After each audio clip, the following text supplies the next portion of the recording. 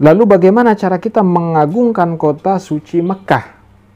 Caranya dengan mentaati ketentuan yang telah disabdakan Rasulullah SAW di atas.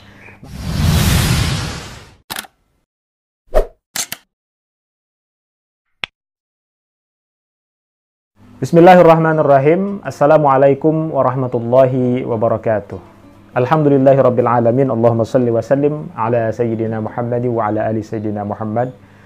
Jumpa lagi Bapak Ibu sahabat sekalian di channel Muksid Hayatami. Mudah-mudahan saya doakan Bapak Ibu dan kita semua senantiasa diberikan kesehatan yang sempurna, panjang umur, murah rezeki, dan dimudahkan dalam segala urusan, baik urusan dunia maupun urusan akhirat. Juga diberikan kesempatan oleh Allah untuk bisa melaksanakan ibadah haji dan umrah ke tanah suci. Amin ya Allah ya rabbal alamin. Bapak Ibu sahabat sekalian, kalau pernah ke tanah suci atau pernah mendengar sahabat atau saudara berangkat haji ke tanah suci, tentu kita tahu bahwa kita tidak boleh atau dilarang untuk mengambil barang-barang yang ada di tanah suci atau tanah haram. Misalnya kita ngambil batu, ngambil tanah dan sebagainya. Nah ini pernah kejadian ya, ada jemaah yang dengan sengaja mengambil sesuatu dari tanah suci, tanah haram, tujuannya untuk jimat dan lain sebagainya. Nah itu dilarang oleh Allah Subhanahu wa taala. Nah, di video kali ini saya akan menjelaskan di dalam Al-Qur'an ya tentang larangan tersebut. Ya, jadi tema video kali ini adalah bagaimana kita memuliakan tanah suci Mekah atau tanah haram ya. Nah, Bapak Ibu sahabat sekalian, sebelum lanjut saya mohon untuk subscribe ya, like dan juga komen. Silahkan kalau ada pertanyaan seputar umroh dan haji bisa tulis di kolom komentar. Insya Allah akan saya balas ya, akan saya jawab semampu saya. Nah, penyandaran kata baldah negeri di dalam surat An-Naml ayat 91, yaitu Mekah, kepada kata Rab bermakna pemuliaan dan kepedulian terhadap tempat itu. Ibnu Abbas radhiyallahu anhu meriwayatkan bahwa ketika penaklukan kota Mekah, Rasulullah Shallallahu alaihi wasallam bersabda, "Sungguh Allah mengharamkan negeri ini pada hari ketika Dia menciptakan langit dan bumi. Negeri ini menjadi tanah haram hingga hari kiamat.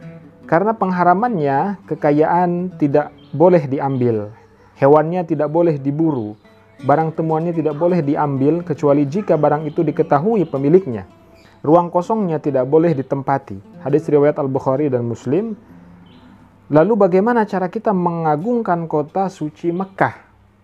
Caranya dengan mentaati ketentuan yang telah disabdakan Rasulullah SAW di atas.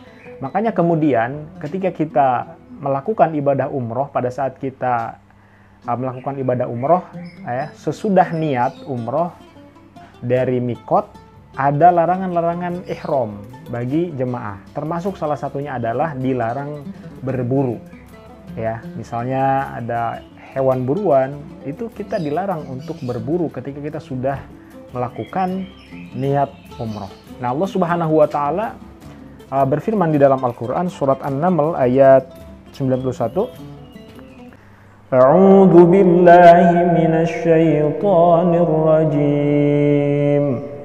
Bismillahirrahmanirrahim.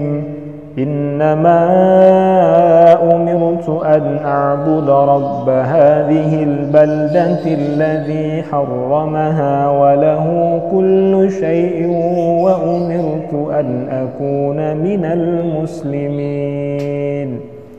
Yang artinya, aku Muhammad hanya diperintahkan menyembah Tuhan negeri ini atau Mekah yang Dia telah menjadikan suci padanya dan segala sesuatu adalah miliknya, dan aku diperintahkan agar aku termasuk orang muslim. Nah, perlu digarisbawahi bahwa ya, Dia telah menjadikan suci padanya. Allah menjadikan tanah haram jengkal demi jengkalnya adalah suci ya, di Madinah, di Mekah. Maka kalau kita di Mekah atau di Madinah, kita tahu batas-batas tanah haram. Ketika kita berada masuk ya dalam tanah haram, tanah suci ya, maka semua harus dijaga.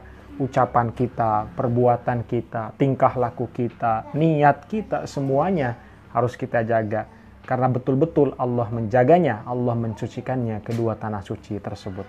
Nah, bahkan ada satu kisah ya, Imam Malik itu kalau di Madinah Ya, beliau itu kalau sudah masuk kota Madinah, saking menghormatinya kota suci Madinah dan menghormati baginda Nabi Shallallahu Alaihi Wasallam, beliau copot sandalnya, ya, dan berjalan di atas tanah Madinah tanpa sandal.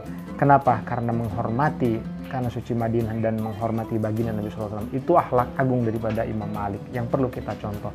Tapi kalau saya perhatikan jamaah kadang-kadang sudah masuk ya di Masjid Nabawi, padahal itu adalah keramik gitu ya, itu marmer, itu masih sendal masih dipakai. Nah, barangkali setelah melihat video ini, mendengar video ini, kalau ada jemaah umroh dan haji yang berangkat ke tanah suci, maka kalau sudah masuk di Masjid Nabawi, di Masjidil Haram ya, yang sudah masuk di keramik itu ya, di marmer itu, lebih baik kita copot sandal kita, menghormati tanah suci dan menghormati baginda Nabi Sallallahu Alaihi Wasallam. Demikian video singkat ini, mudah-mudahan bermanfaat. Wassalamualaikum warahmatullahi taala wabarakatuh.